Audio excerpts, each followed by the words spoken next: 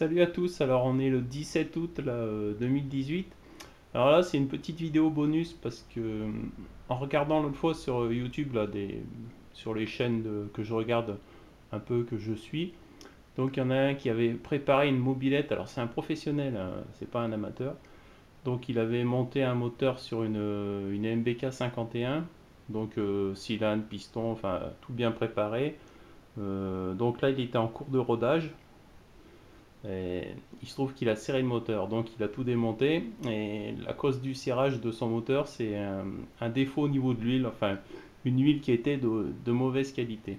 Donc c'était une nouvelle huile qu'il était en train de tester et du coup, enfin, il a dit carrément, bon bah cette huile-là, il l'élimine de son magasin en quelque sorte. Donc je ne vais pas donner la marque de l'huile parce que peut-être que pour lui, sur son montage, c'était pas bon.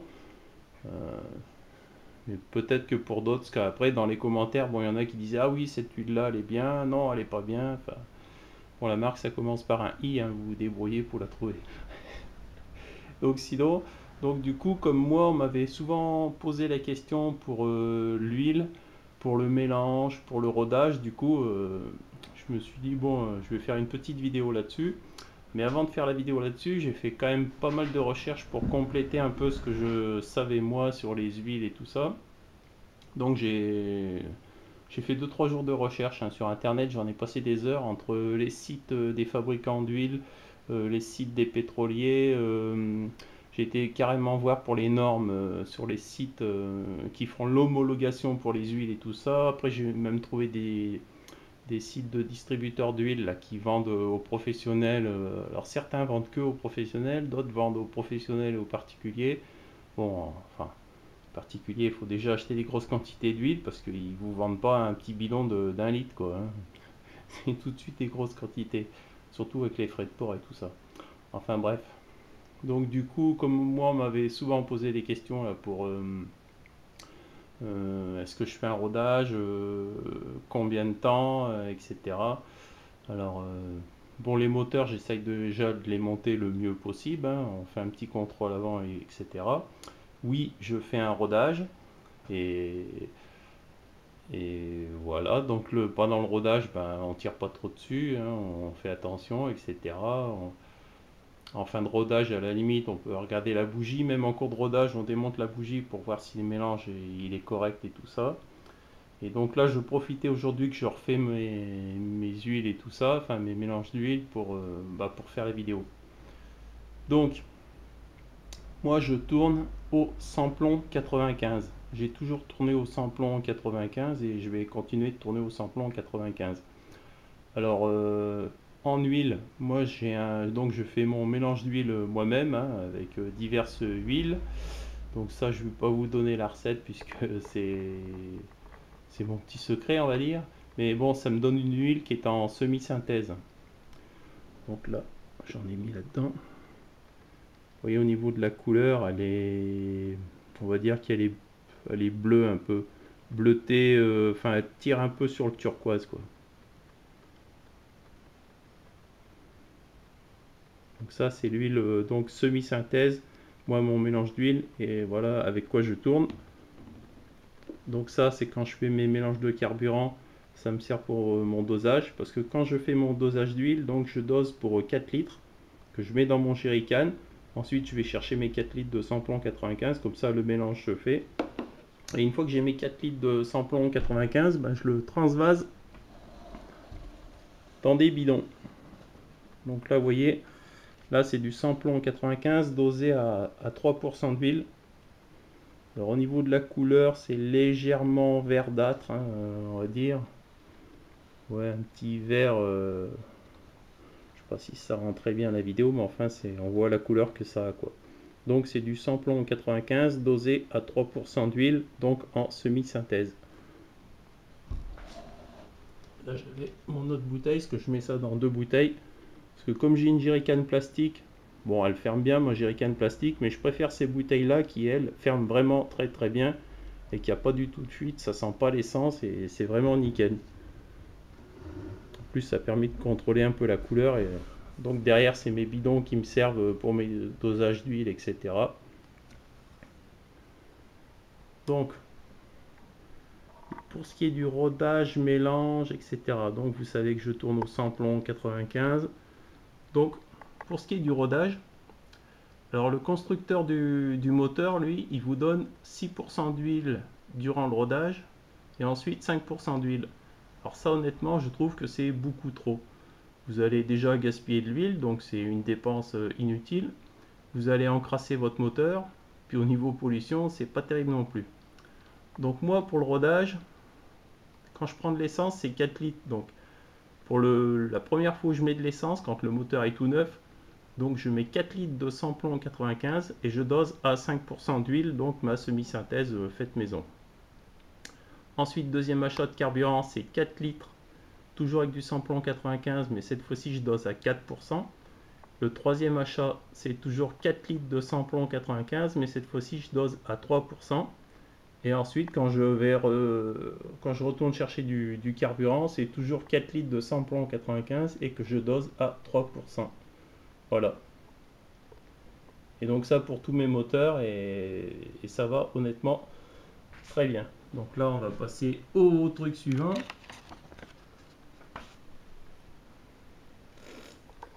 Alors bien sûr, les huiles.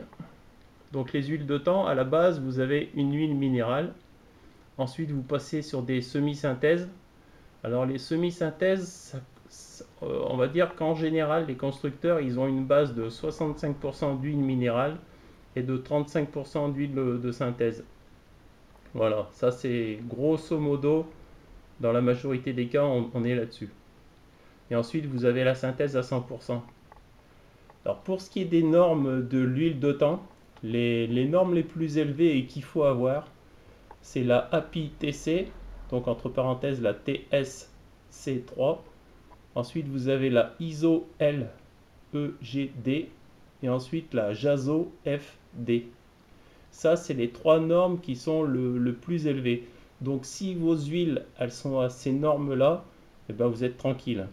Au pire, la JASO, vous pouvez accepter de la FC. Bon, c'est un petit cran en dessous, mais disons que ça passe, quoi. Donc, ces huiles-là, ben, si vous avez ces normes-là, vous êtes tranquille, hein. Honnêtement, il n'y aura pas de souci. Donc, moi, les semi-synthèses, enfin, ma semi-synthèse que je fais moi, elle est à ces normes-là, hein, là. Il n'y a pas de souci et tout ça. Alors, certains, parce que là justement, comme je vous dis, je me suis tapé quand même pas mal de sites entre les fabricants, les pétroliers, les normes et tout ça. Alors, certains considèrent la ISO LEGD comme légèrement supérieure à la JASO FD. En vérité, c'est le protocole de test qui est un peu plus long sur la ISO. Ils prennent en compte un plus long temps d'utilisation avec le moteur, et ce qu'ils font, c'est qu'ils démontent le moteur pour regarder au niveau du piston la calamine et au niveau de dépôt de saleté, on va dire. Alors que la norme JASO, ils ne font pas ça, ils ne démontent pas le moteur.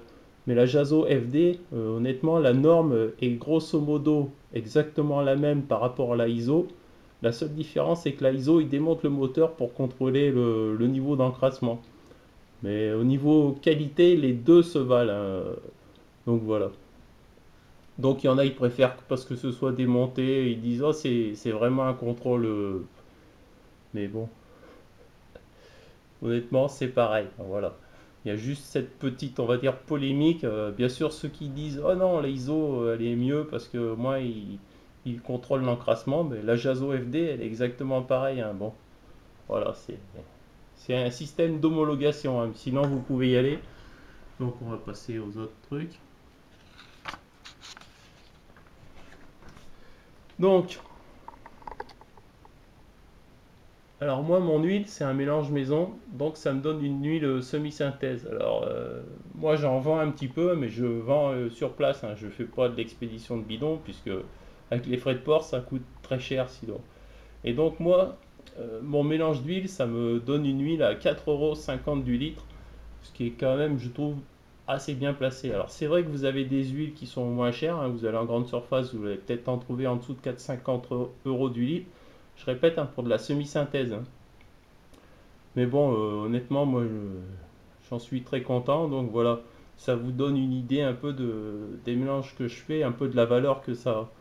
Parce que si c'est pour faire de l'huile à 10 euros le litre, à moins de faire de la compétition, c'est pas la peine quoi. Voilà, donc ça c'est le prix actuel que j'ai moi pour le moment. Voilà. Et sinon, là j'en ai profité,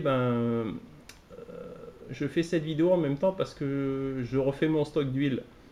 Et du coup, je vais bientôt faire des autres mélanges d'huile parce que là j'ai trouvé un nouveau fournisseur pour des huiles différentes. Du coup, je vais bientôt proposer une huile de thym qui sera sur une base un mélange minéral et semi-synthèse. Et là, on sera à 3,80 du litre. Donc moins cher que l'huile que j'ai moi là. Bon, un poil en dessous au niveau de la qualité, mais ça permet de tirer aussi un prix. Ensuite, on aura une huile qui sera minérale à 100%, mais de bonne qualité. Elle sera à 3,10 € du litre. C'est pas mal. On va dire que c'est une huile premier prix. Et ensuite, on aura une huile qui sera minérale, mais avec une base de semi-synthèse. Donc ça, je trouve que c'est pas mal et elle sera à 3,50 € du litre. Voilà. Donc suivant les utilisations, hein, pour des fois des Solex, des mobilets, des scooters ou des... Voilà. Donc suivant un peu l'utilisation que vous aurez, j'aurai de l'huile qui va aller de 3,10, 3,50, 3,80 et 4,50 du litre. Voilà. Donc voilà, c'était tout pour aujourd'hui, hein. C'était du beaucoup de blabla, mais c'était important. Donc surtout quand vous montez un moteur sur votre vélo, faites un montage le mieux possible, hein. Vous contrôlez tout. Ensuite, vous faites un rodage. Et donc vous pouvez mettre du samplon 95 sans problème et donc doser à 3% une fois que votre rodage il est fini. Alors au sujet du samplon 98, c'est pas la peine d'en mettre, sauf si vous faites de la compétition. Alors c'est vrai que le samplon 98, vous allez gagner un petit peu de puissance et un petit peu de rendement. Mais la différence de prix, ça justifie pas pour une utilisation de tous les jours, quoi. Voilà. On va dire que c'est utile pour ceux qui font des courses, quoi. Ils peuvent mettre du 98, tout ça. Alors j'ai pas encore testé le samplon 95 E10 ni le E85. Alors ce qu'il faut savoir, c'est qu'il y a de l'éthanol dans tous les carburants aujourd'hui. Sauf que dans le samplon 98, c'est un éthanol légèrement différent. Alors que dans le samplon 95, vous avez le même pourcentage d'éthanol, hein, c'est, si je dis pas de bêtises, c'est 7% aujourd'hui. 7% à l'été et 5% à l'hiver, je crois. Et ensuite, vous avez le samplon 95 E10, donc lui, il a 10% d'éthanol en permanence. Et après, vous avez le E85 qui, lui, est à 85% d'éthanol. Alors, ce qu'il faut savoir, c'est que quand il y a de l'éthanol, vous avez un rendement un peu moins bon. Donc, du coup, le samplon 95, le samplon 98, ça vous pouvez en mettre, vous êtes tranquille. Pour ce qui est du E10, donc avec 10% d'éthanol, je pense qu'il n'y a pas de souci non plus pour nous, nos moteurs de temps. Par contre, je pense qu'on va légèrement perdre par rapport au samplon 95 classique, du fait qu'il y a un peu plus d'éthanol dans le E10. Mais par contre, c'est vrai que je crois qu'au niveau du tarif, il est un petit peu moins cher. Alors bon, ici, moi, j'en ai pas sur mon secteur, hein. J'ai que des bornes en samplon 95 classique, donc j'ai pas du E10. Donc j'ai pas testé son rendement, mais en théorie son rendement va être un peu moins cher, mais c'est vrai que si vous avez une bonne différence au niveau du prix, pourquoi pas tester le E10. Par contre le E85 qui lui est à 85% d'éthanol, alors là, vu qu'il y a beaucoup d'éthanol, à mon avis le rendement il va être sacrément bas. Donc là, je vous dirais que faudrait peut-être éviter de le tester, hein. Ou alors si vous testez ça, prenez-en juste 2 litres, faites un mélange à peut-être 3%, 3% et demi d'huile. Là, je pense qu'il faudra peut-être doser un peu plus en huile. Et faites un essai, mais à mon avis, vous allez perdre du rendement. Et je pense que normalement, si vous passez en E85 pour un test, il faudra augmenter la quantité d'essence au niveau de votre carburateur. Donc mettre un gicleur plus gros ou modifier le réglage au niveau de l'aiguille, hein. Parce que du fait que le rendement est moins bon, pour les voitures, comme elles ont des boîtiers électroniques ou etc., souvent on augmente le temps d'injection pour les voitures. Donc là, nous, sur nos moteurs de temps, on n'a pas d'injection, donc il faudrait mettre des gicleurs plus gros pour augmenter la quantité. Alors ça, par contre, j'ai pas encore testé tout ça. Bon. Bah, s'il y en a qui ont testé un peu les carburants, allez-y dans les commentaires. Et aussi dans les commentaires, ben, donnez un petit peu les marques d'huile que vous utilisez, les dosages, et tout, etc. Un peu vos retours d'expérience et tout. Voilà. Allez, assez de blabla pour aujourd'hui. À bientôt tout le monde. Et bah, je vous ferai une vidéo là quand je reçois mes nouvelles huiles et tout ça. Et je vous montrerai un peu les mélanges que ça donne. Voilà. Allez, salut tout le monde. Ciao.